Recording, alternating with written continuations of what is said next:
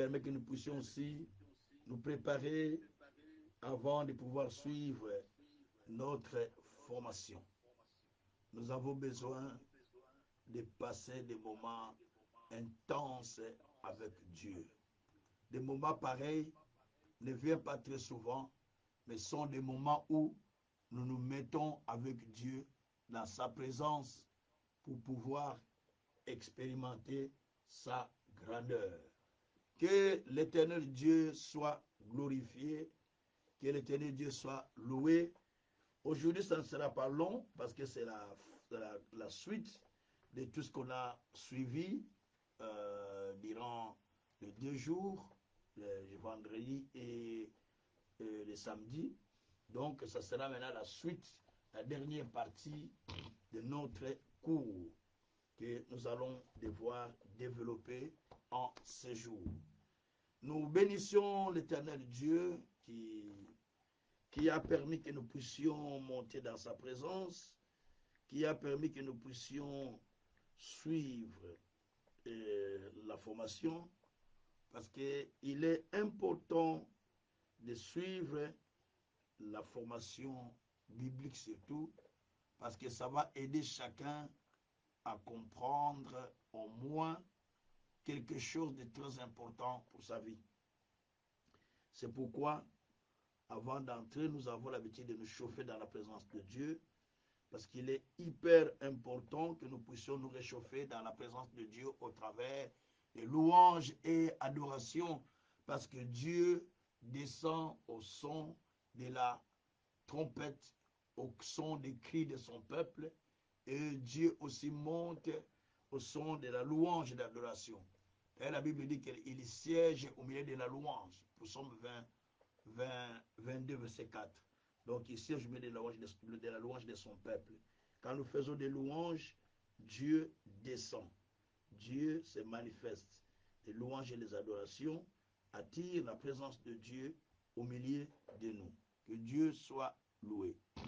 Alors pour ce jour, nous continuons la suite de notre cours que nous avons déjà commencé, pour lesquels nous avions fait déjà un grand pas, de que reste une petite partie à terminer.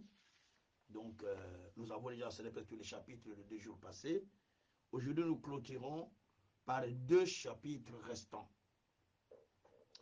Nous sommes en train de parler sur le principe de la prière biblique. Ou le principe de la prière exaucée, c'est la même chose. Comme je l'ai dit au début, beaucoup de gens prétendent connaître les choses. Beaucoup de gens prétendent tout connaître parce qu'ils ont grandi à l'église, parce qu'ils ont grandi dans une famille chrétienne, et puisqu'ils connaissent déjà tout. Mais je pense que non, c'est une erreur. On doit tout apprendre. Car les disciples de Jésus ont dit à Jésus, apprends-nous à prier comme Jean l'a appris à ses disciples. Et cela est capital. L'apprentissage dans la parole de Dieu ne se limite pas. Si tu te dis, c'est fini pour moi, j'ai déjà beaucoup appris, je m'arrête, eh bien tu ne vas plus avancer. L'apprentissage dans la chose de Dieu, elle est continuelle. Elle est continuelle parce qu'elle doit continuer à t'inspirer. Elle doit continuer à te donner des orientations. Elle doit continuer à te donner de nouvelles matières, de nouvelles découvertes que tu apprendras et que tu apprends, que tu ne connais pas. C'est pour cette raison que nous avons besoin de l'apprentissage. L'apprentissage est plus important dans le chemin du Christ. Hier, nous avions appris les sortes même de prières. Et on a expliqué beaucoup de choses là-dessus. J'ai expliqué aussi la planification dans la prière. Que la prière, quand elle n'est pas planifiée, c'est déjà un échec. Il faut les planifier avant de pouvoir s'engager dans la prière. Mais aujourd'hui, je vais continuer sur comment s'assurer de l'exaucement. Comment s'assurer que Dieu vous écoute dans cette prière que vous aviez faite, que Dieu vous a exaucé. Comment s'assurer que Dieu est en train d'écouter votre prière? Comment être sûr que cette prière, elle est déjà exaucée par le Seigneur? C'est très important. Et c'est là où nous allons développer certains éléments qui nous aident pour pouvoir s'assurer de l'exaucement, pour pouvoir comprendre comment faut-il s'assurer de l'exaucement. Et c'est très important. Bien-aimé, j'ai toujours dit, si un enfant de Dieu prétend arriver déjà au bout, il est déjà dans l'égarement. L'apôtre Paul, celui qui nous a écrit beaucoup de livres du Nouveau Testament, les épîtres du Nouveau Testament, il nous dit, je connais en partie. Donc, il connaît peu. Mais alors qu'il a écrit tous ces livres-là que vous voyez, il faut compter plus de douzaines des épîtres ont été écrits par Paul. Mais il dit, je connais en partie. David avait toujours soif d'apprendre. C'est ce qu'il dit dans Psaume 119 d'ailleurs. Esdras continuait à apprendre et il appliquait, il étudiait et appliquait ce qu'il apprenait. C'est ainsi qu'il a enseigné à d'autres. Esdras 7, verset 10. Ecclésiaste s'est appliqué à étudier l'enseignement, s'est appliqué à étudier la parole et qu'il a mis dans un recueil. Ecclésiaste 12, à partir du verset 11. À partir du verset 11, 12, 13. Donc, Ecclésiaste s'est appliqué à apprendre.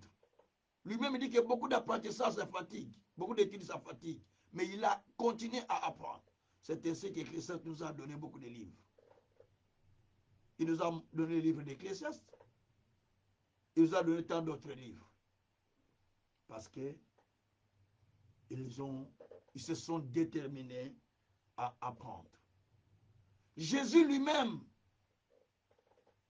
le Messie, mais il se met à côté des docteurs de la loi, les interrogeant et les écoutant. Nous sommes dans Luc 2, à partir du verset 48 à 51. Il les interrogeait et il les écoutait. Mais il était le Messie. Pour vous donner l'importance d'apprendre des choses. Ne vous limitez pas sur ce que vous connaissez. Il faut continuer à apprendre. Moi qui vous parle là, j'apprends tous les jours. Puisqu'il y a des livres que je lis qui m'apprennent encore beaucoup. Je suis aussi mes pères, mes maîtres, auprès de qui je tire beaucoup de révélations. Je les écoute, j'apprends aussi beaucoup. Et je continue à apprendre. Je ne peux pas m'arrêter là. Il y a encore beaucoup de choses que je ne connais pas que je dois apprendre. Dans la chose de Dieu, comme dans le monde, il y a beaucoup de choses à apprendre. Celui qui ne veut pas apprendre n'a plus le cœur d'avancer, n'a plus le cœur de progresser. Il faut continuer à apprendre. Même au dernier jour de votre vie, vous aurez besoin d'apprendre quelque chose sur vous-même. Et c'est très important. Alors, le système là que je vais développer, la partie là que je vais expliquer, le chapitre là s'intitule « Comment s'assurer de l'exaucement ». Comment être sûr que Dieu vous a écouté? Comment être sûr que ce que vous êtes en train de faire comme prière, Dieu est en train de le répondre? La première chose, pour être sûr de l'exaucement, vous devez d'abord déterminer ce que vous voulez dans la prière. Déterminer clairement ce que vous voulez dans la prière. N'allez pas prier n'importe comment, mais vous devez déterminer clairement. Voilà ce que je vais. Voilà ce que je vais. En déterminant clairement, c'est là où vous allez voir que Dieu va commencer à vous répondre parce que vous avez déterminé la chose clairement. Voici au Seigneur. Bien-aimés, il y a des gens qui vont devant Dieu pour faire du théâtre. Je vous explique. Ils ne vont pas pour prier, mais ils vont pour faire du théâtre. C'est-à-dire, ils n'ont pas un but clair. Ils ne savent pas comment faire connaître à Dieu les raisons pour lesquelles ils sont venus chercher l'Éternel. Mais dans votre Bible que vous lisez, Ésaïe 55, verset 6, je pense, cherchez l'Éternel pendant qu'il se trouve. Mais quand vous cherchez l'Éternel, vous ne devez pas le chercher en vain. Il faut avoir un but pour lequel vous cherchez le Seigneur. Parce que la Bible dit, Dieu a tout fait pour un but. Proverbe 16, verset 4. Vous cherchez le Seigneur pourquoi? Quel est le but qui vous amène à le chercher? Donc vous devez comprendre d'abord la raison pour laquelle vous cherchez l'Éternel Dieu. Vous allez chez un roi, chez un président. Je suis venu chercher le président. Je suis venu chercher le roi. Je suis venu chercher le premier ministre. Il va vous demander quelle est la raison pour laquelle vous êtes venu chercher le roi, ou le président, ou le premier ministre. Il faut qu'il y ait une raison. Il y a des gens qui reçoivent des visas de l'Afrique, des visas de l'Europe. Ils quittent l'Afrique. Mais quand il arrive à l'aéroport, bien que son visa est proprement dit reçu par l'ambassade ou donné par l'ambassade, mais on ne lui laisse pas rentrer par la simple raison qu'il ne sait pas expliquer la raison pour laquelle il est venu. Il rate le visa. Et d'autres, on a fait tous les documents, mais il ne sait pas expliquer à l'ambassade. On ne lui donne pas le visa. Il rate par interview, il rate le visa. Donc, il faut savoir la raison qui vous amène vers Dieu. Quelle est la raison qui t'a amené vers Dieu pour aller chercher Dieu? Dieu a dit dans Ésaïe 45, verset 23, verset 19, pardon, 19. Je n'ai pas dit aux descendants de Jacob de me chercher en vain. Donc Dieu dit, il n'a pas dit aux enfants de Jacob de les chercher en vain. C'est que s'ils viennent les chercher, ils doivent venir avec des raisons. C'est pourquoi aussi la Bible dit, dans Ésaïe chapitre 43, verset 26, on a beaucoup développé le texte là, où la Bible dit, réveille ma mémoire, plaidons ensemble, parle toi-même pour te justifier. Ça c'est la prière. La prière, c'est réveiller Dieu dans ce qu'il a dit. Rappeler à Dieu ce qu'il a dit. Réveille ma mémoire.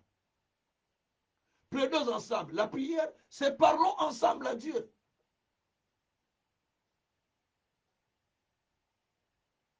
Et parle toi pour te justifier. Troisième partie.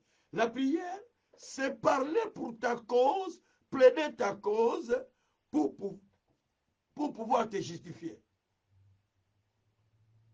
Ésaïe 41, verset 21, la Bible dit, plaidez votre cause, mais présentez-moi votre moyen de défense. C'est-à-dire, venez plaider auprès de moi, mais montrez-moi en quoi vous avez raison. C'est pourquoi, avant d'aller dans la présence de Dieu, avant d'aller prier, avant d'aller demander une prière, il faut savoir quelle prière vous allez faire. J'ai expliqué le sorte de prière. J'en ai expliqué une dizaine à peu près que j'ai expliqué. Donc, il faut expliquer maintenant quel est le but qui vous amène devant Dieu. Je suis devant toi, ô Dieu, pour telle raison. Je suis devant toi, ô Dieu, juste pour t'adorer, juste pour te célébrer. Mais je suis devant toi, ô Dieu, parce que j'ai tel problème. Parce que toi, tu m'as dit. Donc, tu viens d'abord devant Dieu pour expliquer la raison pour laquelle tu es devant le Seigneur. Sinon, tu vas commencer à faire des bruits, des bruits, des bruits. Donc, concrètement, il faut être précis. Précis devant Dieu, précis dans la prière. Donc, quand tu vas dans la présence de Dieu, il faut aller avec un but clair pour que Dieu réponde clairement aussi. On va lire un verset qui parle de ça. Marc chapitre 10. Marc chapitre 10. Et nous allons partir dans le verset 48 à 51.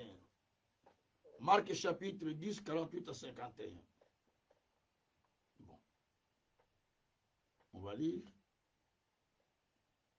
Je suis au 46. On partit du verset 46. 46 à 51. Ils arrivèrent à Jéricho, et lorsque Jésus en sortit avec ses disciples, et une assez grande foule, le fils, une assez grande foule. Non. Il en sortit avec ses disciples et une assez grande foule. Le fils de Timée, Bartimée, mendiant aveugle, était assis au bord du chemin. Il entendit que c'était Jésus de Nazareth. Il s'est mis à crier, « Fils de David, Jésus, aie pitié de moi. » Plusieurs le reprenaient pour le faire taire, mais il criait beaucoup plus fort, « Fils de David, aie pitié de moi. » Jésus s'arrêta. Et Jésus s'arrêta et dit, « Appelez-les. » Ils appelèrent l'aveugle, en lui disant, « Prends courage, lève-toi, il t'appelle. » L'aveugle se jeta son manteau et se leva d'un bout, vint vers Jésus.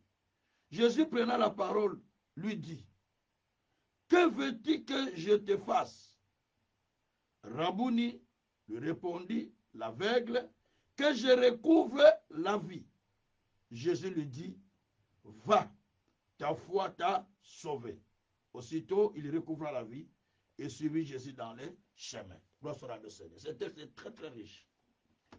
On nous parle de l'histoire de Bartimée. Bartimée qui criait derrière Jésus. On lui a appris. La Bible dit qu'il était mendiant. Bartimée, fils de Timée, était mendiant. Se tenait au bord du chemin alors que Jésus passait avec la foule de gens. Maintenant, il a appris que c'était Jésus qui passait alors qu'il était aveugle. Il a commencé à crier, « Fils de David, Jésus, sauve-moi. Fils de David, Jésus, sauve-moi. » Il y avait tellement une grande foule que certaines personnes le repoussaient même. Tu es aveugle, tu cries, tu ne comprends même pas. On le repoussait. Mais on va constater là-bas que Jésus s'arrêta parce que ses cris étaient montés vers Jésus. Jésus s'arrêta. Mais quand Jésus s'arrête, il lui demande, « Que veux-tu que je fasse de toi? » Lui dit que je recouvre la vie. Jésus lui donna la vie. Sa vie, il retrouva ses yeux et, parce qu'il est aveugle et il vit. Mais j'explique quelque chose qui est là. L'histoire nous apprend qu'il a entendu parler de Jésus. Lui, il était assis sur le bord. Il commença à suivre Jésus. Il cria. Les gens le repoussaient, mais il continuait à crier. Jésus va s'arrêter. Mais quand Jésus s'arrête, regarde, il lui pose la question, « Que veux-tu que je fasse de toi? » Mais quelle est la prière que Bartimée avait fait? Bartimée a fait la prière, « Fils de David, sauve-moi. » Fils de David, Jésus, sauve-moi. Mais Jésus, quand il s'arrête, il sait que cette personne est aveugle. Il est en train de le voir qu'il ne le voit pas. Donc il est en face. Donc il ne voit pas. Il sait que cette personne ne voit pas. Donc je suis en train de voir Bartimée que cet homme qui parle devant moi, il est aveugle. Il ne voit pas. Mais il lui pose la question, que veux-tu que je fasse de toi? Jésus ne savait pas-il que ces personnes avaient besoin de la guérison? Oui, il savait. Mais le problème, lorsque Bartimée prie, il dit seulement, fils de David, sauve-moi.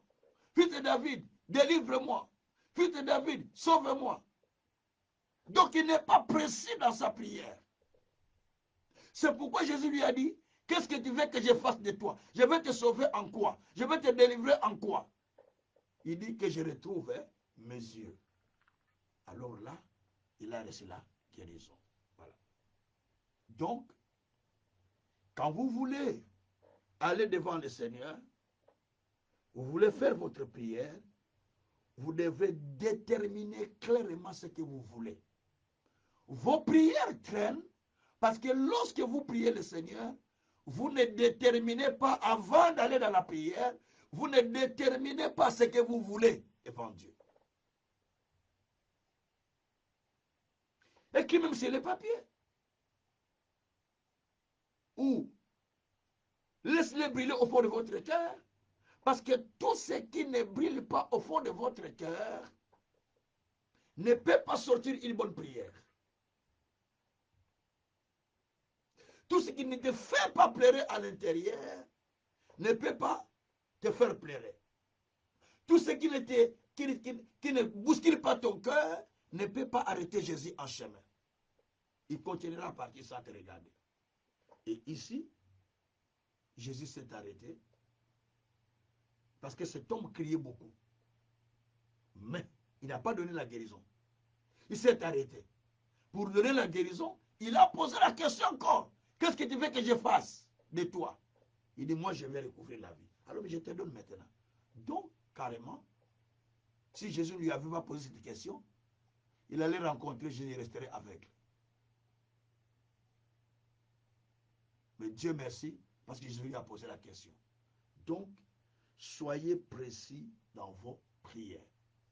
Soyez précis devant Dieu. Donc, déterminez ce que vous voulez dans la prière. C'est la première chose qui vous donne l'assurance d'être exaucé. Déterminez ce que vous voulez dans la prière. Vous voulez chikwang, vous voulez haricot, vous voulez sandwich, vous voulez quoi? Déterminez. Quand vous allez dans la présence de Dieu, déterminez ce que vous voulez. Déterminez-le clairement. Et là, Dieu va descendre. Il y a beaucoup de gens qui font des prières vagues. C'est-à-dire qu'il prie, il demande ça, il n'est pas sûr de sa prière. Il faut déterminer à Dieu, déterminer ce que, même si ça va prendre plusieurs temps pour prier, mais déterminez-vous de quelque chose que vous souhaitez que Dieu fasse dans votre vie. Et cherchez-la avec soif. C'est cela que Dieu va donner. Ça, c'est la première façon d'être sûr que Dieu est en train de vous exaucer. Parce que vous avez quelque chose de sûr, de précis. Grâce au Seigneur. C'est comme une femme. Quand elle va au marché, s'il a précisé ce qu'il va acheter, il a mis dans son petit sac un petit papier où il a écrit des choses qu'il va acheter, il ne va pas traîner au marché. Parce qu'il sait ce qu'il va acheter. Il ne va pas traîner. Il ne va pas dépenser plus. Il va dépenser selon ce qu'il avait déjà souhaité. Et vous allez remarquer qu'il va aller plus loin. Alors, il va avancer et il ne sera pas une femme dépensière. Donc, il faut planifier votre prière. Une prière qui n'est pas planifiée, vous êtes en train de jouer avec Satan sous les bois dans la forêt, comme dit Papa David Oediep. Vous jouez avec le Satan dans les bois. Il dit, Azo Sakana. Il ne connaît pas, il est en train de jouer. Parce que vous n'avez pas planifié. Quoi se rendre au Seigneur.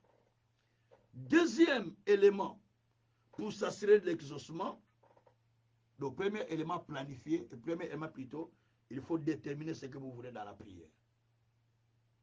Ou vous pouvez déterminer ça. Deuxième élément, trouvez les Écritures dans la Bible qui promet ce que vous cherchez auprès de Dieu. Trouvez les Écritures dans la Bible qui promet ce que vous cherchez. Alors, c'est ainsi que vous serez exaucé facilement. Je vais donner quelques exemples. Comme je l'ai dit que la prière sert à rappeler. Souvenez-vous de la définition de la prière que nous avons donnée. Beaucoup déjà dit la prière, et ça que sera un ensemble. Faux. Si on t'a enseigné ça, c'est faux. La prière, ce n'est pas parler avec Dieu. Faux. Je vais trouver le verset de la Bible qui me le donne. La prière, selon les livres d'Ésaïe, que j'ai lu tout à l'heure, chapitre 43, verset 26, la prière, c'est rappeler à Dieu ce qu'il a dit. Selon le problème que toi tu as. Et la prière aussi, c'est s'assembler pour parler d'une chose à Dieu. Les deux ensemble. Ce que dit toujours Ésaïe 43, verset 26.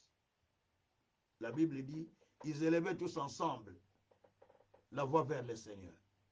Donc, là nous sommes dans Acte 4, à partir du verset 23. Donc, ils élevaient la voix tous ensemble, jusqu'au verset 31. Et vous allez voir que quand ils sont élevés la voix ensemble, ils ont parlé, Dieu avait exaucé. La prière, selon Ésaïe 41, verset 21, plaidez votre cause et présentez votre moyen de défense. La prière, c'est présenter ton problème, présenter ta cause à Dieu, tout en amenant un moyen qui te justifie que tu as raison pour avoir ça. C'est ça, Ésaïe 41, verset 21. Donc tu pries, tu parles à Dieu. Père, je viens à toi. Regarde mon problème. Mais toi, tu m'as dit. Regarde mon problème, mais toi, tu m'as dit. Regarde mon problème, mais toi, tu m'as dit. Donc, tu es en train de tourner à Dieu pour lui rappeler ce qu'il a dit. Un juge, un avocat plutôt, qui va aller défendre un client, il ne peut pas aller sans d'abord être instruit du dossier. Il va s'instruire du dossier pour comprendre comment il va le faire, comment il va le défendre. Alors, il va partir pour aller défendre le dossier. Comment voulez-vous que l'avocat aille plaider votre cause au tribunal sans consulter la loi, sans consulter ce que dit la loi du pays? C'est pas les avocats. Ils sont forts parce qu'ils consultent les lois. Quand vous donnez votre problème, il va passer toute la nuit à lire, à lire, à lire, à lire, à lire. Demain, il part vous défendre. Parce qu'il va prendre telle loi dit que cette personne a tué, mais malgré ça, il n'a pas fait volontairement. Et par accident, il part là-bas, il commence à plaider, il prend toutes ces lois, il brandisse. Malgré que vous étiez en tort, mais vous avez raison parce qu'il a brandi les lois. Et celui qui avait raison, tellement qu'il n'a pas un avocat qui bien expliquer la loi, alors il perd. Et c'est ça, en fait, les avocats. Ils nous défendent avec les lois. Donc, c'est pour dire simplement que quand vous priez, vous devez trouver maintenant les paroles ou les écritures qui promettent votre problème. Je suis malade, je suis en train de prier Dieu. Alors qu'est-ce que je vais faire? Je vais prendre ce qui promet la guérison. Dieu, toi, tu as dit, tu t'es chargé de ma maladie, tu as pris mes souffrances, par tes médecins, je suis guéri. Maintenant, moi, je suis malade, Seigneur, guéris-moi. Ésaïe 53, verset 4 à 6, à 5 ou à 6. Je suis en train de rappeler à Dieu. Mais tu as dit, je te guérirai. Je te donnerai la santé. Jérémie 33, 6. Je suis en train de rappeler. Mais Seigneur, moi, je suis malade. Mais toi, tu as dit que ceux qui sont à la montagne de Sion ne diront plus jamais qu'ils sont malades parce qu'ils ont obtenu le pardon de leurs péchés. Ésaïe 33, verset 24. Je suis en train de rappeler à Dieu à ce moment-là. Ce n'est toi qui as dit. Aucun malheur ne peut t'arriver. Aucun flot n'atteindra ta maison. Pour Somme 91 ou 91, à partir du verset 6 au verset 10. Je verrai 1000 à droite, 10 000 à côté, moi je ne serai pas tes Seigneur. Mais toi tu as dit je verrai, mais comment je suis atteint de maladie? Donc, ouais, tout ça, tu es en train de rappeler à Dieu avec les paroles. Et quand tu rappelles à Dieu avec les paroles, et là qu'est-ce qui va se faire? Jérémie 1, verset 12 La Bible dit que Dieu est derrière sa parole pour l'accomplir. Dieu va se mettre derrière les paroles pour s'accomplir. Et quand vous priez, selon sa volonté, donc soyez-en sûrs que Dieu nous écoute et Dieu nous exauce. 1 Jean 5, versets 14 à 15. On va lire 1 Jean chapitre 5, versets 14 à 15.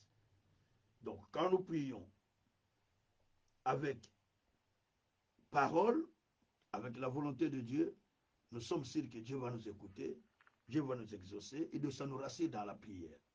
La Bible dit dans 1 Jean 5, verset 14 à 5, 14 à 15, pardon, nous avons auprès de lui cette assurance que si nous demandons quelque chose selon sa volonté, il nous écoute. Et si nous savons qu'il nous écoute, quelque chose que nous demandions, nous savons que nous possédons la chose que nous lui avons demandée. Donc, quand vous demandez à Dieu quelque chose, selon sa volonté, et l'assurance qui vous écoute, et croyez que ce que vous avez demandé, il vous l'a déjà donné. Comment savoir que ma prière est dans la volonté de Dieu? Ça encore, c'est une autre question. C'est quand je prends la parole. Quand je prie avec la parole, je fais la volonté de Dieu directement. J'ai pris avec les promesses de Dieu, au fait. Parce que Dieu nous rend la vie selon les promesses. Pour Somme 119, verset 154. Verset 154. Dieu nous rend la vie avec les promesses. Donc quand je prends les promesses, je brandis ça devant Dieu dans mes problèmes, Dieu me répondra. Si j'ai trop d'échecs dans ma vie, que rien ne marche, je vais prendre le verset de la Bible. Seigneur Dieu, tu as dit dans Isaïe 45, tu marches devant moi, tu as plané les chemins montiers, tu rompes les portes des reins, tu brises les verrous de fer, tu me donnes des trésors cachés. Seigneur, je refuse. Tu commences à dire, Seigneur, non, non, non. Toi, tu m'as dit que tu vas rompre les portes des reins, tu vas rompre les barrières, tu vas rompre les résistances dans ma vie pour que je prospère. Seigneur Dieu, je suis en train de te prier. Je suis en train de rappeler à Dieu tout en brisant sur les résistances qui se lèvent contre ma vie. J'ai détruit toutes les résistances. Parce que toi, Dieu, tu m'as dit que moi, toi, tu marches devant moi. Et Dieu a dit dans Isaïe 3, verset 10, il a dit que dites au juste, tout ce qu'il fera, ça prospérera. Dis, Seigneur, toi, tu as dit, tout ce que je ferai, ça va prospérer, ça va aller de l'avant. Regarde comment je suis en train de vivre. Donc, tu prends des versets, tu es en train de brandir dans ta vie. C'est des exemples que je donne. Si vous avez un problème, vous pouvez me demander des versets après la prière. Je vous en donnerai autant par rapport au sujet que vous avez. Vous allez commencer à faire la prière avec les versets là. Et vous verrez Dieu agir dans votre vie rapidement. Ça, c'est mon secret que j'ai appris. En appliquant les versets, ça ne rate pas. Les versets ne ratent pas.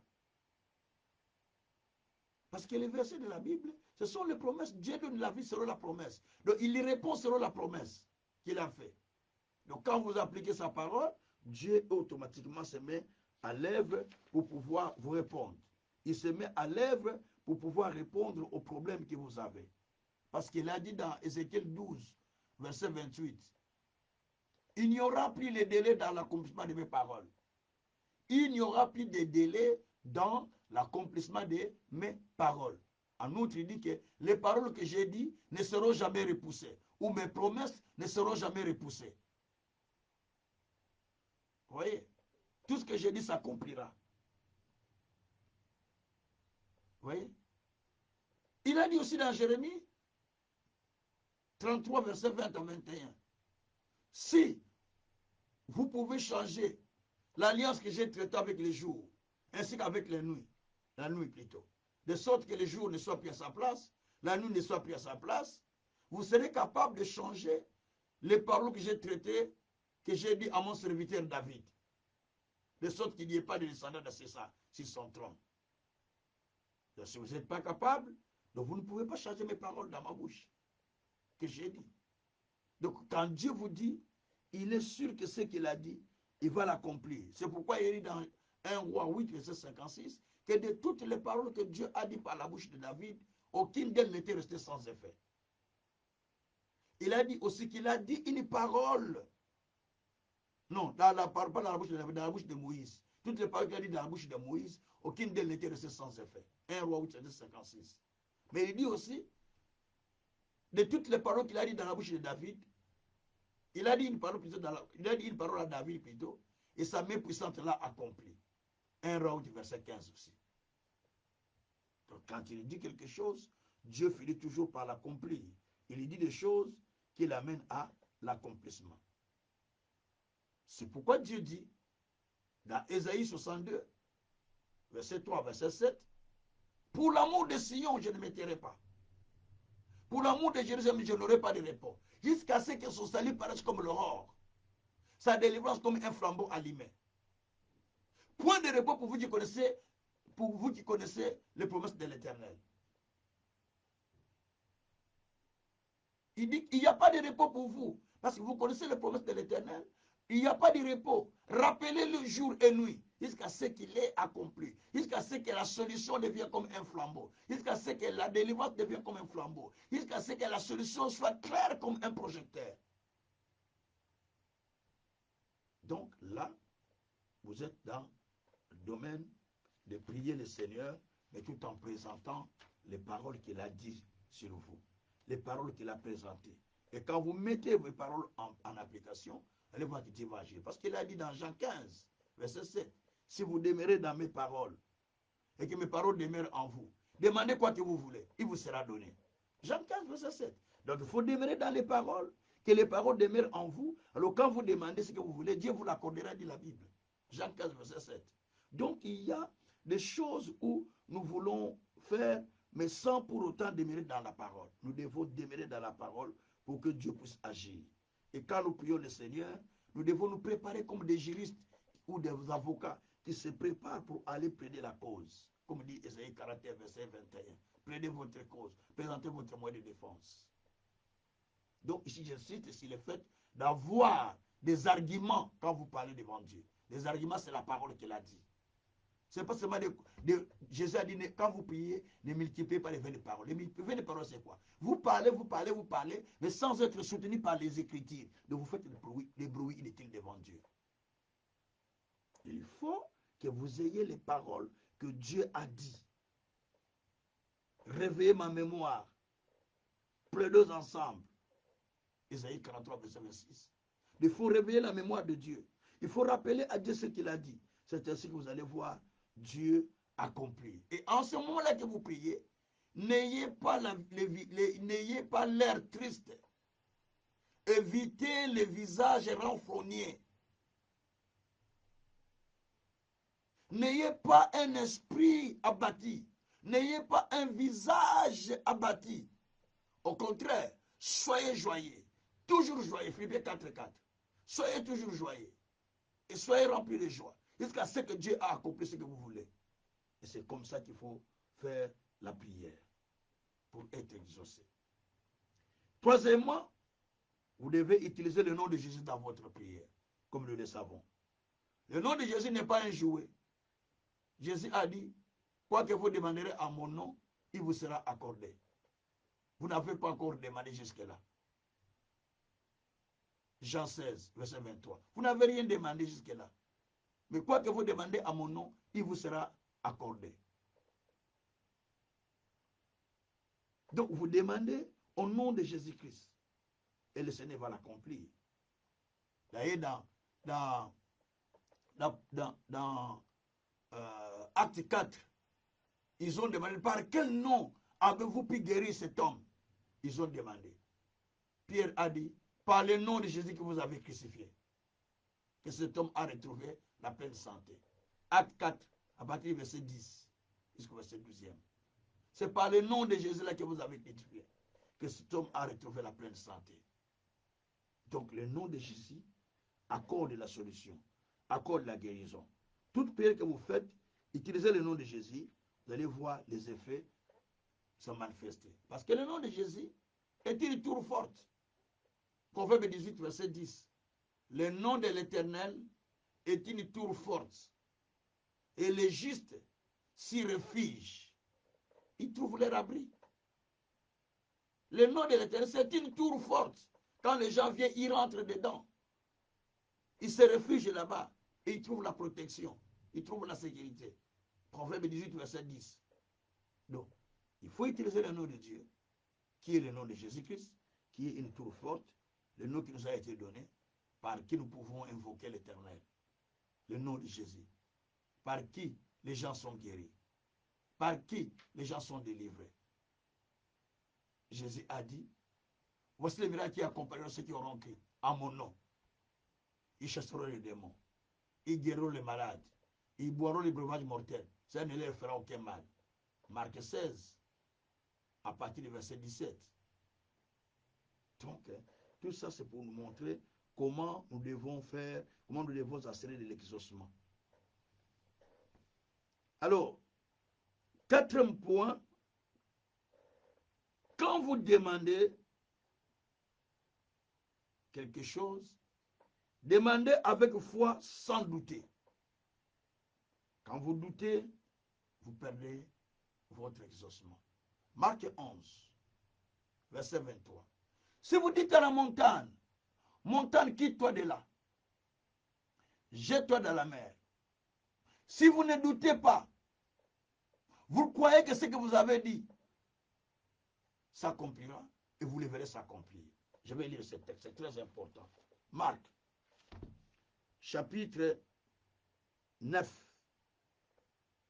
chapitre 11, pardon. Chapitre 11 et verset 23. Marc, chapitre 11, verset 23. Ce texte est très riche. Je vous le dis en vérité.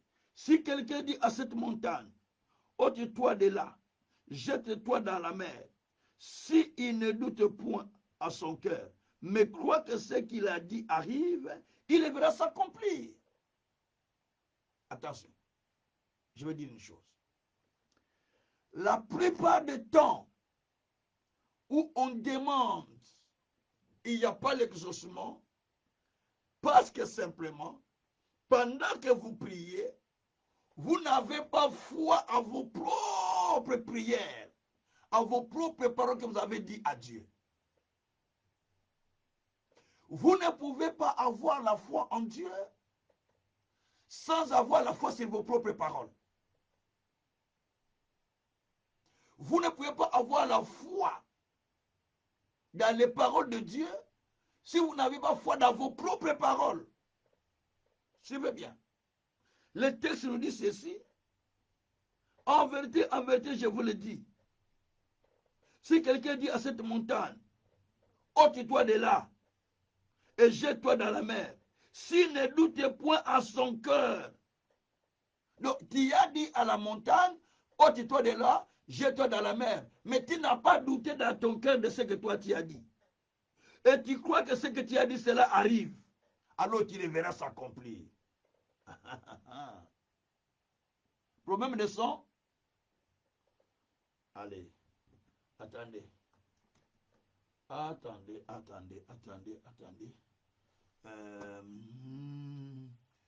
Une minute, je vais voir. Je vais voir le son. Maintenant, c'est bon, le son est là? Ok. Voilà. Donc, on nous dit ceci. Une minute. On nous dit ceci. Si quelqu'un dit à la montagne, montagne, quitte-toi de là, jette-toi dans la mer. S'il ne doute pas à ce qu'il a dit, il croit que ce qu'il a dit cela arrive, la chose arrivera ainsi. Écoutez-moi bien. Ici, c'était Jésus qui passait, qui avait faim, il a vu un arbre en route, alors il a voulu prendre de cet arbre quelque chose. Mais il n'y avait pas de fruits. Et comme il n'y avait pas de fruits, il a dit, mais comme il n'y a pas de fruits, qu'est-ce que je vais faire? Il a maudit l'arbre. Plus jamais tu ne produiras de fruits. Ils sont partis. Les jours, quelques jours passés, quand au retour, ils passent dans le même chemin, ils trouvent que... Attends, il fait des sons. Ils trouvent que l'arbre qu'il avait maudit est déjà séché. Le disciple dit, oh Seigneur, regarde l'arbre que toi tu as maudit ce jour-là. Il est séché. Jésus dit, mais oui. Comment se fait-il que l'arbre que tu as maudit est séché? Comment se fait-il? Jésus dit, mais oui. Si quelqu'un dit à la montagne, montagne, toi de là, jette-toi dans la mer. Et Yakoriaba. Élie comme toi, Élie comme moi. Il a prié et la pluie était tombée. Il a prié et la pluie était tombée. Élie comme toi, Élie comme moi, il a fait des choses qui avaient dépassé. Et Élie a fait des choses merveilleuses. Donc, Élie comme toi, mais Élie a fait des choses qui ont dépassé l'entendement des gens. Ce qui veut dire simplement que nous devons agir comme Dieu avec la foi. Nous devons agir dans la foi. Nous devons opérer dans la foi. Vous ne pouvez pas voir Dieu intervenir si vous n'avez pas appliqué la foi. Vous ne pouvez pas voir Dieu agir si vous n'appliquez pas la foi. Impossible. Vous ne pouvez pas voir Dieu opérer si vous ne manifestez pas la foi. Dieu n'interviendra pas. C'est très important ce que je vous explique. Pour que Dieu intervienne, il a besoin de votre foi. Il a besoin de la foi. Sans la foi, Dieu n'agira pas. Et beaucoup de gens, ils prient, mais ils n'ont pas la foi dans leurs propres paroles. Ils n'ont pas la foi dans ce qu'ils disent. Et bien Dieu ne peut pas agir parce qu'il n'y a pas la foi. Tant qu'il n'y a pas la foi, Dieu n'opère pas. Tant qu'il n'y a pas la foi, Dieu n'agit pas. Tant qu'il n'y a pas la foi, Dieu ne fait rien. Donc vous avez besoin de la foi pour que Dieu opère. Que Dieu soit loué. C'est pourquoi la Bible dit que si quelqu'un dit que la montée, il faut croire d'abord à vos propres paroles d'ailleurs. Croyez d'abord à vos propres paroles, s'il vous plaît. Croyez à ce que vous dites dans vos prières. Si vous ne croyez pas à ce que vous dites dans vos prières, sachez que ça n'arrivera pas. Mais il faut croire d'abord que ce que vous dites, cela va arriver. Si vous croyez que ce que vous dites va arriver, c'est alors que vous verrez la chose s'accomplir dans votre vie. Et cela est très capital. Cela est très important. Ça, c'est l'élément capital. Donc, dans la Bible entière, les standards de la foi consistent à ce que nous puissions croire. Ndimakaka. Croire seulement, ne doute pas. Et la chose viendra. Luc 1, on a dit ça aussi à Marie, verset 45. Heureuse celle qui a crié, car les choses qui lui ont été dites auront son accomplissement. Gloire à Jésus. Et c'est mon amour Meli. Heureuse celle qui a crié, parce que la chose qui lui a été dite par Dieu va avoir son accomplissement. Je suis en train de dire à quelqu'un que la chose qui t'a été dite aura son accomplissement dans peu de temps. Gloire au Seigneur. J'ai dit que la chose qui t'a été dite aura son accomplissement dans ta vie. Dans peu de temps, la chose qui t'a été dite, tu le verras dans ta vie au nom de Jésus. Amen. Jésus, merci. Merci Jésus. Alléluia. Donc, il faut croire. Hein? Vous ne devez pas douter. Il faut montrer votre foi en ligne. Vous voyez? Marc 11, verset 24. C'est pourquoi je vous dis, tout ce que vous demanderez en priant, croyez que vous l'avez déjà reçu et vous le verrez s'accomplir. Pendant que vous priez, vous dites, oui, j'ai déjà reçu la chose. Je crois que la solution est déjà là. Alors vous verrez maintenant l'accomplissement de la chose, dit la Bible. On va se rendre au Seigneur. Et puis, ça c'était quatrième. Cinquième, faites une prière fervente. C'est-à-dire une prière pleine de détermination qui provient du cœur. C'est-à-dire, de tout mon cœur, je veux voir la chose s'accomplir. Comme Anne, dans 1 Samuel 1, à partir du verset 10 jusqu'au verset 13e. Anne était déterminée. Il a dit, l'excès de mon cœur, l'excès de souffrance de mon cœur me fait parler. Donc, il a senti dans son cœur, toute prière qui ne touche pas votre cœur ne touche pas Dieu. Toute prière que pour laquelle vous n'êtes pas déterminé de voir la solution, elle ne viendra pas. Il faut être déterminé de vous dire, Nami Bondi na Posoyo. Je me consacre cette semaine. Je veux voir Dieu agir. Je me consacre cette même un jour. Mais je veux voir Dieu agir dans cette prière que je vais faire dans quel jour. Et quand vous priez comme ça, vous verrez Dieu agir. Vous verrez Dieu accomplir. La Bible dit que la prière de foi, la prière de juste, la prière fervente de juste, la prière fervente de la foi de juste sauvera les malades. Jacques 5, verset 16. La prière de foi donne des miracles. La prière de foi libère. La prière de foi guérit. C'est une prière où on évite la distraction.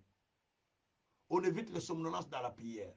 Mais on prie avec persévérance jusqu'à ce que la chose est accomplie. Cette prière va amener beaucoup de solutions dans la vie des gens. Gloire soit rendue au Seigneur. Sixième, croyez que vous avez déjà réussi et rendez grâce à Dieu. Marc 11, verset 24. En priant tout ce que vous demandez, la Bible dit, croyez que vous l'avez déjà réussi, hein, et vous le verrez s'accomplir. Donc, croyez, verset 24. C'est pourquoi, je vous le dis, tout ce que vous demanderez en priant, croyez que vous l'avez déjà réussi, et vous le verrez s'accomplir. Donc, ayez l'espérance que j'ai déjà réussi la chose, et vous verrez l'accomplissement se faire dans votre vie. Donc, tout ça, ça montre qu'il faut toujours rendre grâce. Vous rendez grâce, Seigneur, je te bénis parce que tu m'as déjà écouté. Je te bénis parce que tu as déjà rendu la solution. Comme Jésus a fait dans Jean 11, à partir du verset 40, 42, 44, quand il a prié pour Lazare. Il a rendu d'abord grâce à Dieu. Alors Dieu a exaucé. 1 Thessaloniciens 5 aussi, verset 18. Je pense que verset 18, la Bible dit qu'il rendait grâce en toutes choses. Et faites des prières par esprit. Donc rendez grâce en toutes choses. Vous pouvez faire des prières chaque fois, mais il faut rendre grâce en toutes choses. Voilà, donc ça, il faut rendre grâce chaque fois à Dieu pour ce que vous avez demandé. Comme ça, vous êtes sûr que Dieu va vous répondre. Même s'il n'a pas encore répondu, mais rendez grâce. N'a pas moulu pour je te bénis parce que je sais que tu m'as déjà écouté. Et là, Dieu va commencer à te répondre. Septième, soyez relaxés. C'est-à-dire, il ne faut pas entretenir l'anxiété ou de l'inquiétude. La relaxation. Être relax. Il y a beaucoup de gens qui viennent prier, mais avec beaucoup d'inquiétude.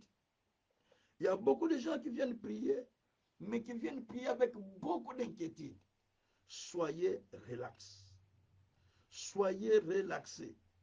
Donc, il ne faut pas entretenir l'anxiété ni l'inquiétude, mais soyez relaxés. Soyez relaxés dans vos prières. Vous savez, Dieu avait dit à Abraham, Genèse 15, que je vais te donner la descendance, ainsi de suite.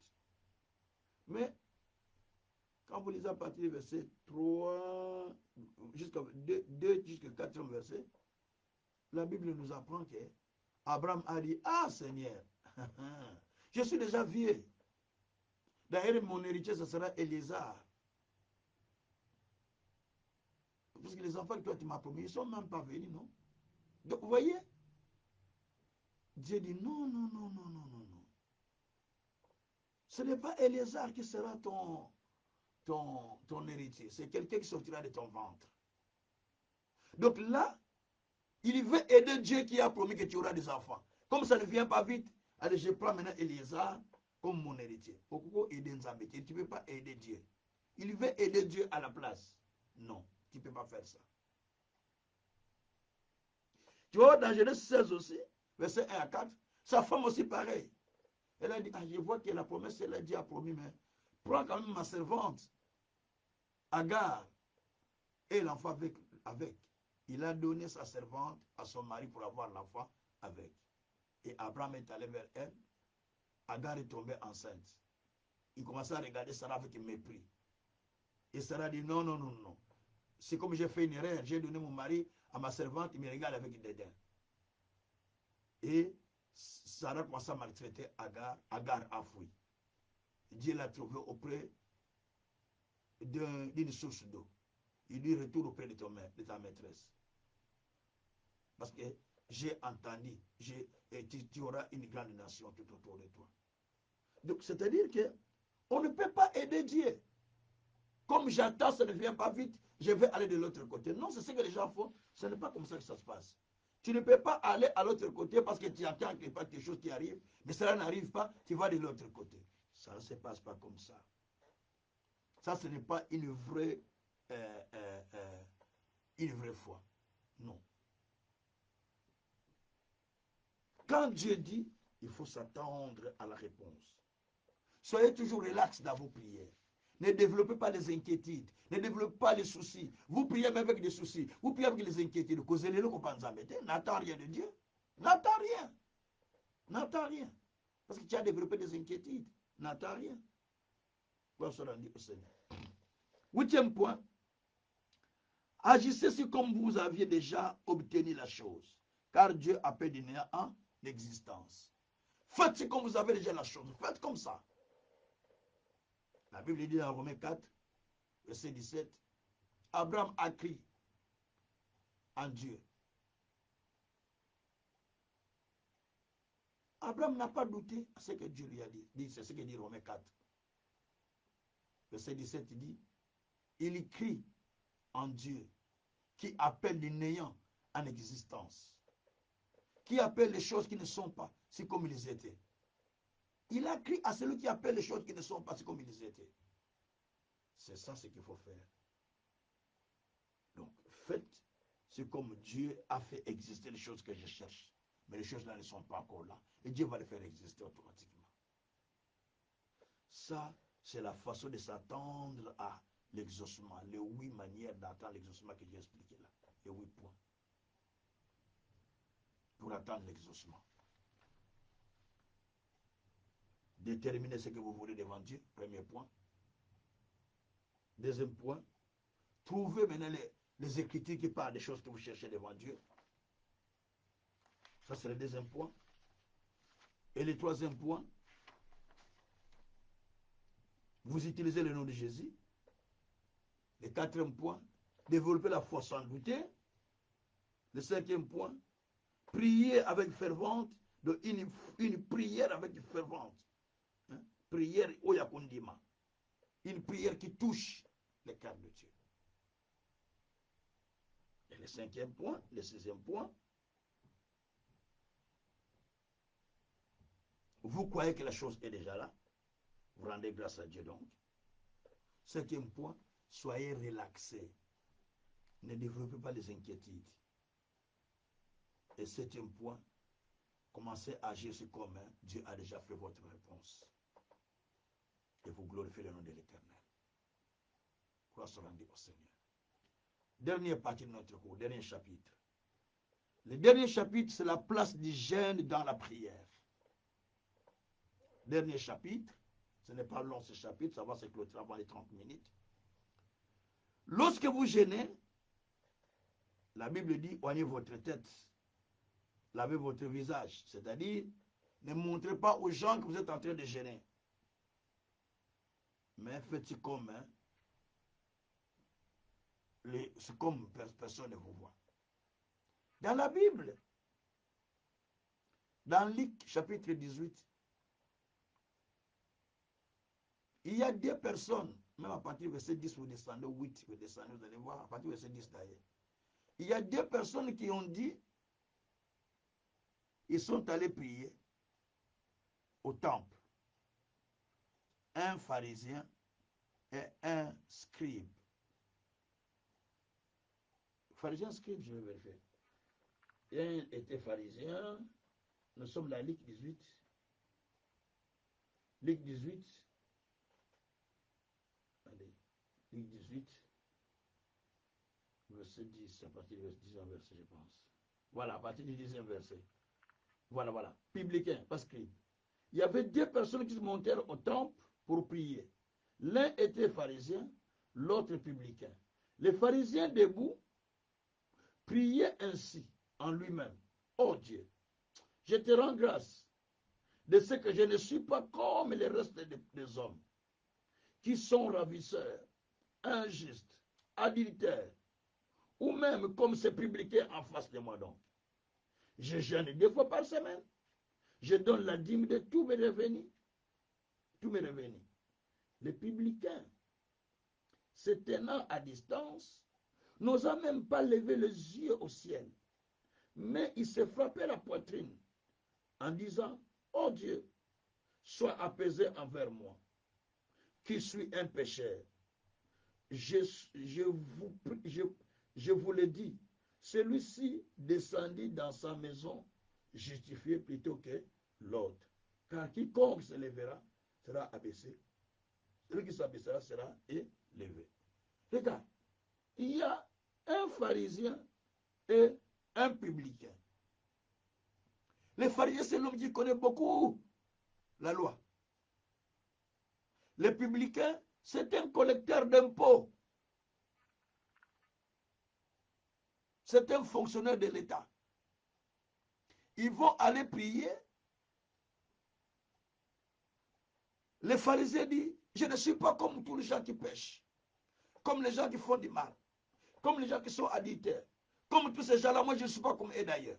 Je suis un homme clean devant toi, Dieu.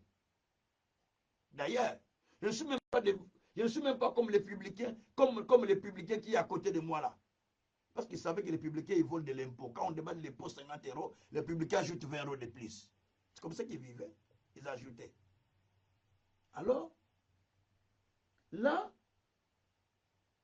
lorsqu'il parle de ça, il est en train de se vanter que moi, je jeûne 2 fois par semaine. Je paye ma dîme d'ailleurs. Et je ne suis pas comme les autres, même pas comme les publicains qui en face de moi, qui est en train de prier avec moi. Les publicains de son côté disent, ah Dieu, moi je suis pécheur, je vole les gens, je prends l'argent des gens, je vole. Mais je ne suis même pas digne de venir au temple. Mais pardonne-moi et pitié de moi. La Bible dit, ces publicains étaient directement justifiés. Dieu l'a exaucé. Mais les pharisiens là qui disaient, je paye la dîme, qui disaient, moi je ne suis pas comme les autres, qui disaient, moi je ne suis même pas pécheur, il n'a pas été écouté par Dieu. Pourquoi? Parce qu'il voulait se montrer que lui, il gêne 2 fois par semaine, lui n'est pas comme les autres, alors tout ça c'est mauvais. Donc quand on va devant Dieu, c'est pour s'humilier. Parce que Dieu vous connaît mieux que vous-même. C'est pour s'humilier, ce n'est pas pour se justifier. Quand vous allez pour vous montrer que vous êtes bien que les autres, vous êtes bien que les autres, c'est une mauvaise prière que vous faites. Alors les pharisiens gênaient 2 fois par semaine. Ils payaient leurs dîmes. Ils montraient qu'ils ne sont pas comme les autres, mais ils étaient des hypocrites. Jésus dit que ce sont des tombeaux blanchis. Au-dedans, ce sont des ossements desséchés. C'est comme ça que les gens viennent dans des églises. Ils paraissent comme des gens qui sont bons, mais ils sont mauvais en réalité. Vous voyez? Alors, quand vous jeûnez, le jeûne vous permet de vous abstenir personnellement. Donc, vous vous abstenez de certaines choses que vous voulez, certaines activités routinières. Soit ça doit être jeûne partiel ou jeûne total. Donc, vous vous abstenez de certaines choses. Et vous vous humiliez devant Dieu. Ça, c'est le jeûne. Quel est le but du jeûne? Le but du jeûne, c'est d'assujettir votre corps physique pour donner prééminence à ce qui est spirituel. Isaïe 58, versets 3 et 8. Quand vous jeûnez, vous ne devez pas, je veux dire, condamner les autres, tout ça, mais vous jeûnez d'abord pour assujettir votre corps. Donc vous voulez que le corps puisse s'asseoir, que le spirituel domine. Deuxièmement, le jeûne vous permet de motiver votre sensibilité spirituelle dans le monde spirituel. Ça remotive ou ça motive. Ça vous permet d'avoir la sensibilité d'écouter même facilement Dieu. Troisièmement, ça vous permet de vous dessaisir des activités routinières. Ça veut dire que vous abandonnez les activités que vous faisiez auparavant. Vous prendre un temps de contact avec Dieu. Ça, c'est le jeûne. Vous voyez? Alors, pour un vrai jeûne, il est bien de comprendre que quand on fait un vrai jeûne, le but, vous devez comprendre d'abord le but de votre jeûne. Quel est le but pour lequel vous jeûnez? Vous le présentez à Dieu avant de commencer votre jeûne. Vous allez jeûner demain. Aujourd'hui, vous avez le but. Vous présentez demain, je vais jeûner, Seigneur. Je vais me tenir dans ta présence avec tel but, tel but, tel but. Vous précisez le but et vous cherchez les versets, comme je l'avais dit au début, avec les versets bibliques qui vont vous amener à jeûner pour ce jour-là, dans la prière et les versets bibliques que vous allez utiliser. Ça, déjà, c'est la première des choses. Donc, vous trouvez le but du jeûne. Vous faites connaître le but du jeûne à Dieu. Et vous déclarez maintenant, vous faites la déclaration à Dieu. Donc, vous faites une déclaration à Dieu pour la décision que vous avez prise de jeûner. Je répète, premièrement, quand vous voulez jeûner, présentez le but de votre jeûne. Ayez d'abord un but de votre jeûne. Deuxièmement, faites connaître ce but de jeûne à Dieu, ou la raison de votre jeûne à Dieu. Troisièmement, déclarez-le à l'Éternel. Prenez une décision. Je décide de jeûner 4 jours, 3 jours, sans manger ou partiel, mais vous déclarez ça à Dieu. Dieu sait que vous avez dit des choses que vous allez respecter. Parce que quand vous dites des choses, vous devez les respecter. Quand vous ne respectez pas, ça n'a pas été un jeûne. C'est un jeûne raté. Et puis, ça c'est le troisièmement.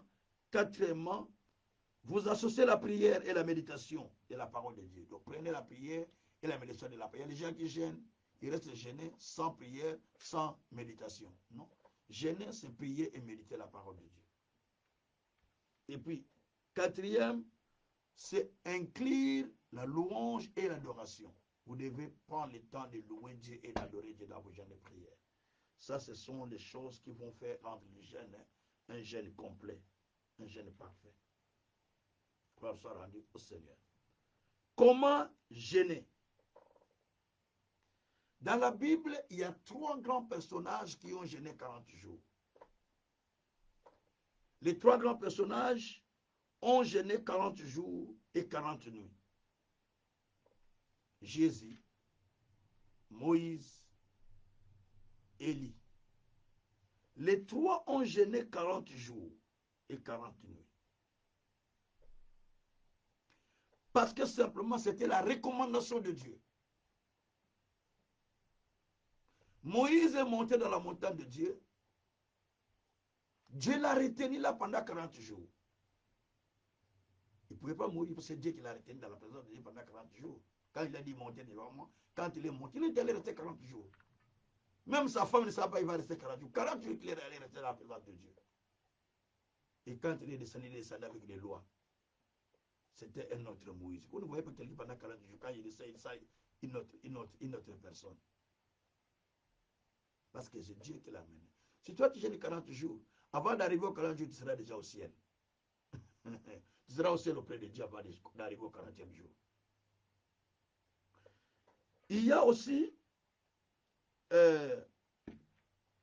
Élie qui a gêné 40 jours et 40 nuits, 1 roi 19. C'est parce que c'est Dieu qui lui a demandé. Dieu lui a dit, en partie du verset 3 et 4, mange ces repas que je te donne. Ça va te donner la force de marcher 40 jours et 40 nuits. Dès qu'il a mangé les repas que l'ange avait déposés, c'était dans le désert. L'ange avait déposé les repas. Lui, il dormait, il demandait la mort. Mais Dieu lui a envoyé un ange qui avait déposé les repas. Dès qu'il a mangé le pain chaud, qui était sur les pierres chauffées, il a eu 40 jours et 40 nuits à marcher sans boire, sans manger, jusqu'au mont Horeb. Donc il a gêné pendant 40 jours. C'est Dieu qui l'a amené comme ça. Si toi tu fais ça, on va te retrouver là-bas à la tombe. 40 jours. J'ai des pasteurs qui sont partis. Hein. Zacharim Foumoun était un pasteur qui gênait beaucoup au Cameroun. Il a écrit beaucoup de livres. J'ai beaucoup de ses livres. C'est un grand écrivain. Il avait un grand ministère de délivrance. C'est les jeunes qui l'ont emporté. Il gênait les 20 jours. Des fois, il boit de l'eau, il boit un tel. Et quand il a tenté 40 jours, il est parti dans les jeûnes. Hein. Attention. Faites les jeûnes, mais il faut savoir comment les gérer. Jésus a jeûné 40 jours. Luc 4, 1 à 10. Matthieu 4, 1 à 10. C'est parce que Dieu lui-même l'a amené dans la montagne pour pouvoir passer le temps en présence de Dieu. Et chaque personnage de ces trois, il montait pour un but. Moïse est monté pour descendre avec les tables de la loi. Élie est monté pour représenter les prophètes.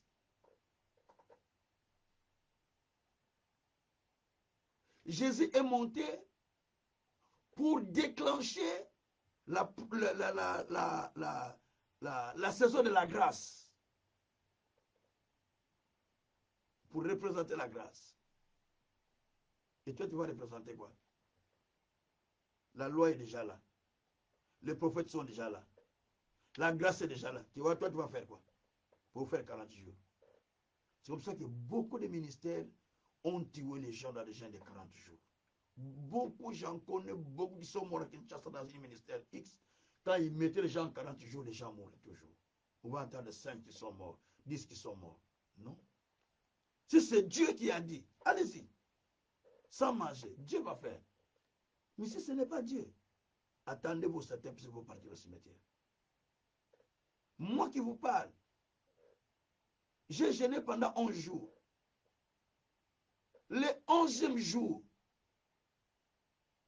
à partir du 10e, 7e, j'avais très mal déjà, je ne pouvais plus. Au 11e jour, c'était presque la mort. Presque la mort. Je suis sorti là comme papier. Papier. Papier. Les tripes sont cassées à l'intérieur. Je me suis retrouvé à l'hôpital, à l'état critique. On me disait qu'il me restait 31 jours pour mourir. Je suis dans cet état. On me dit 31 jours qui te reste pour mourir.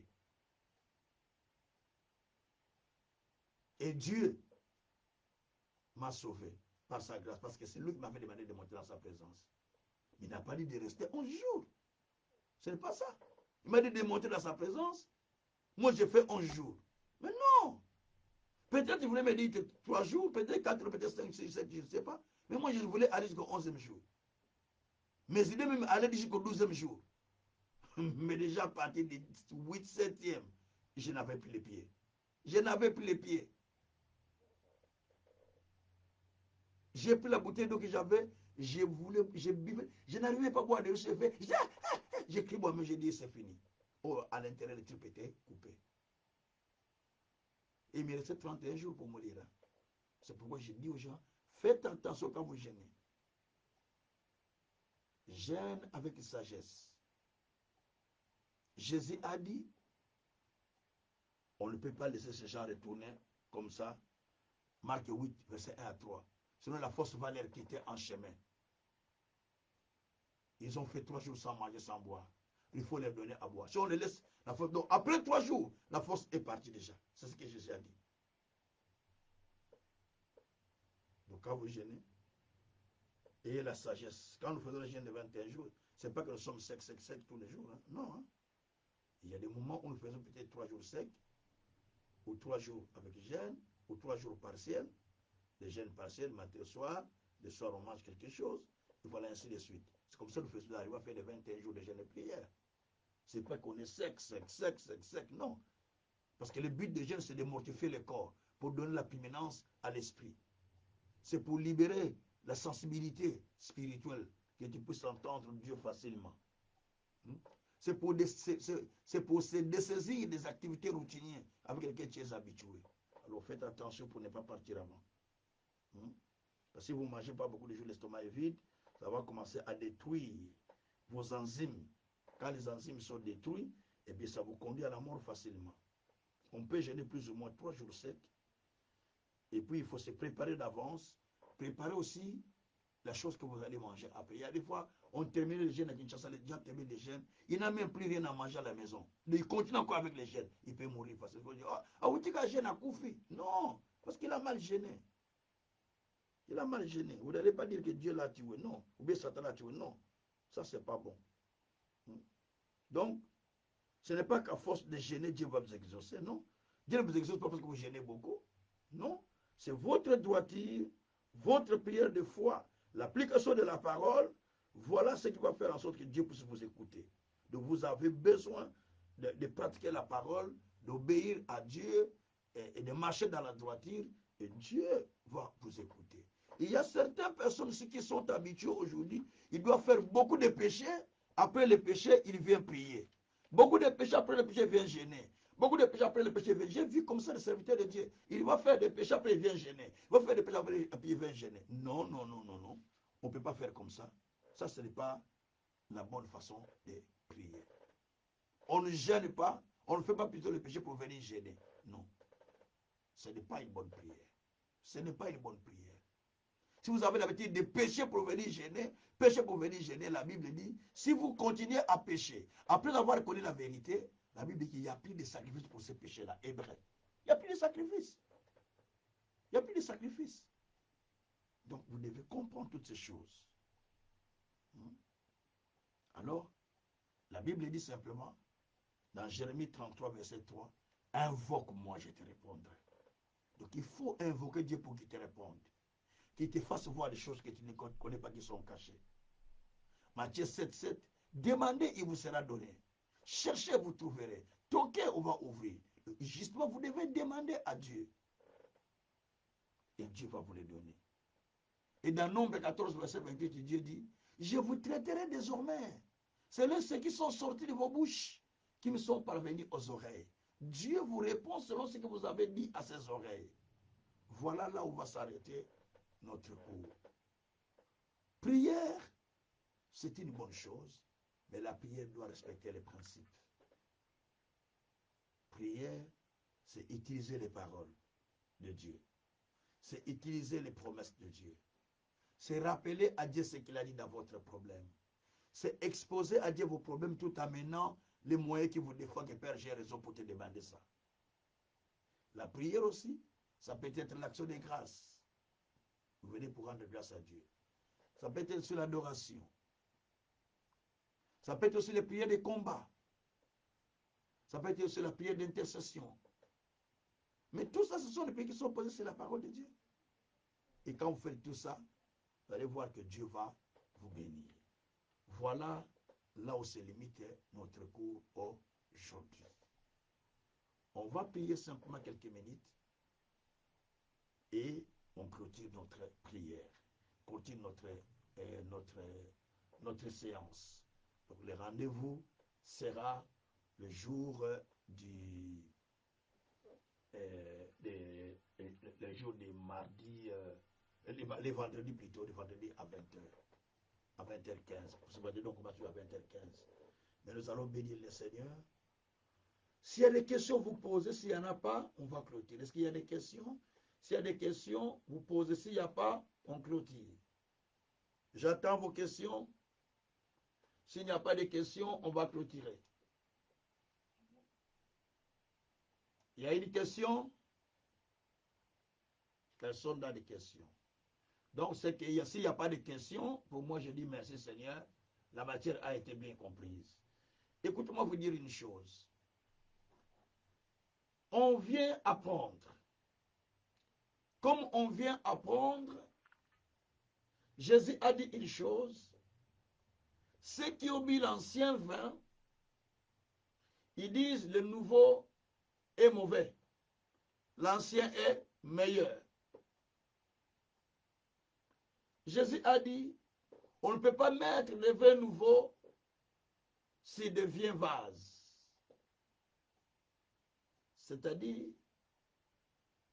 généralement, les gens veulent rester avec ce qu'ils ont appris longtemps. Même si c'est la fausseté, mais il reste. Mais ici, à l'école, nous apprenons des choses nouvelles qui sont posées sur les Écritures.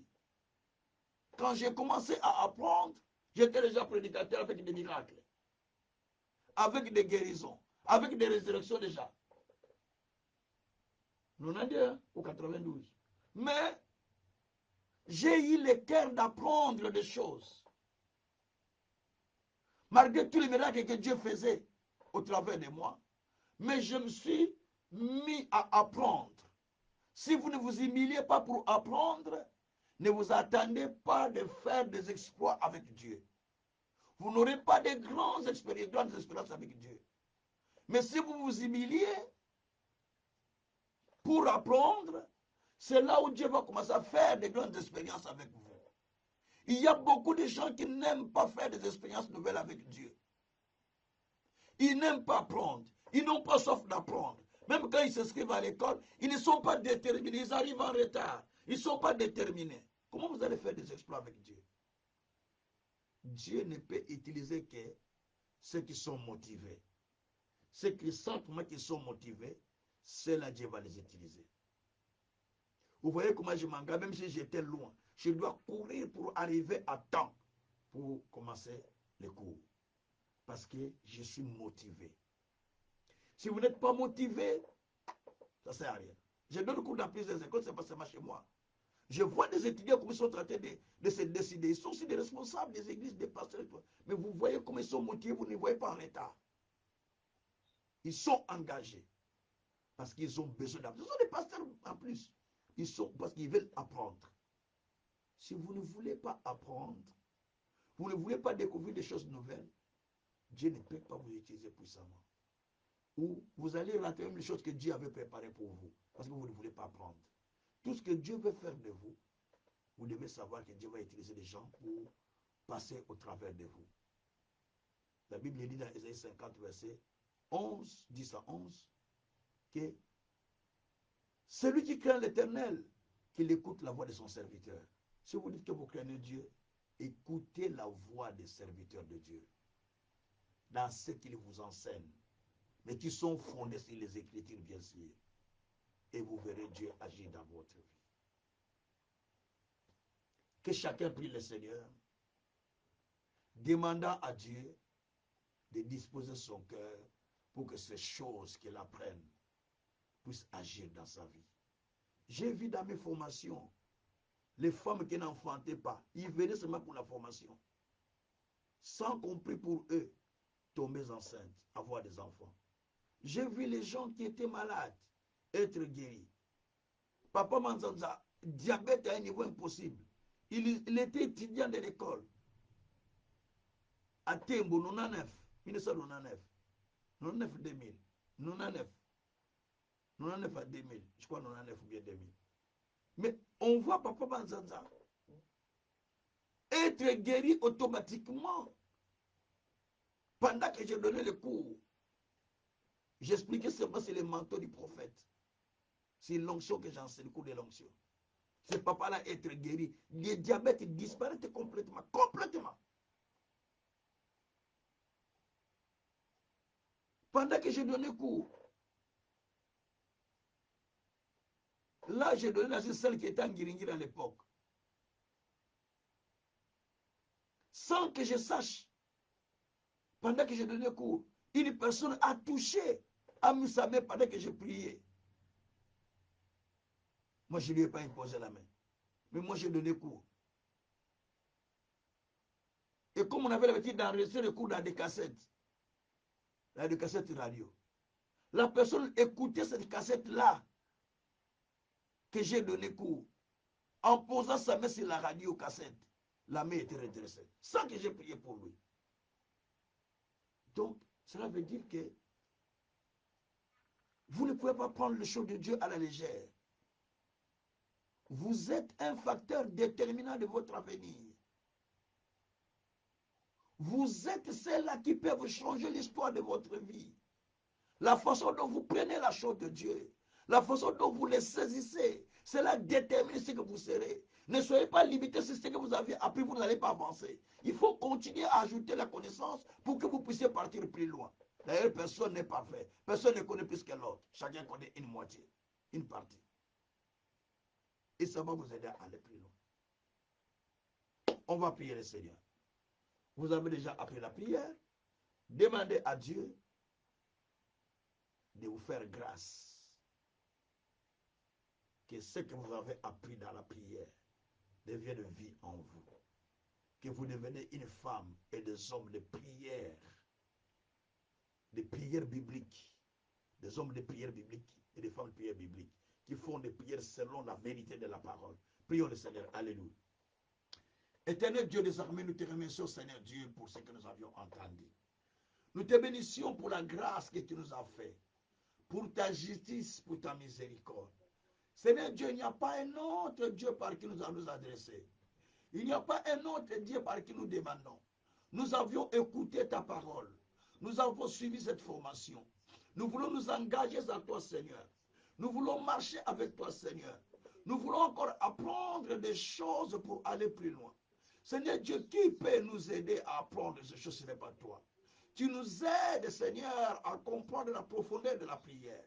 Comme l'a dit l'apôtre Paul, Seigneur, ouvre nos yeux pour que nous comprenions les mystères qui nous sont cachés. Ouvre nos yeux pour que nous comprenions les choses que nous ne comprenons pas d'avance. Éternel Dieu des armées, c'est à toi que nous tournons, papa. C'est à toi que nous venons, papa. Nous te cherchons parce que tu es Dieu. Illumine les yeux de nos cœurs. Accorde-nous la sagesse. Accorde-nous l'entendement. Apprends-nous comment, Seigneur, marcher avec toi. Seigneur Dieu, merci pour ce que tu as fait. Seigneur Dieu, merci pour la connaissance. Seigneur Dieu, merci pour ce que tu nous enseignes. Seigneur Dieu, merci pour ta justice. Nous nous recommandons entre tes mains, papa. Nous recommandons ce temps entre tes mains, Seigneur. Libère ta puissance. Libère ta grâce. Donne-nous la vie de prière. Donne-nous la connaissance de la parole. Donne-nous l'enseignement approfondi. Donne-nous la sagesse. Fais-nous connaître le chemin de ta gloire, le chemin de ta justice. Fais-nous connaître le chemin de ton amour. Nous allons te suivre infiniment parce que tu es souverain. Béni soit-il le Saint. Béni soit-il le Seigneur. Béni soit-il le véritable Dieu. Sois loué, sois glorifié, sois magnifié infiniment dans les siècles des siècles. Au nom puissant de notre Seigneur, Jésus-Christ. Gloire et louange à toi, notre Seigneur, Jésus-Christ. Merci, Seigneur, Jésus-Christ. Amen. Que Dieu vous bénisse. Que Dieu vous bénisse encore grandement, grandement. C'est ce que nous avons suivi. Soyez bénis infiniment. Continuez à appliquer ce que vous apprenez jour après jour. C'est cela qui va faire de vous des hommes et des femmes puissantes. Puisque vous écoutez, puisque vous devenez puissants. Puisque vous écoutez, puisque vous devenez forts. Alors que Dieu fasse de vous des personnes puissantes et des personnes fortes au nom de Jésus-Christ. Amen. Amen. Soyez bénis infiniment et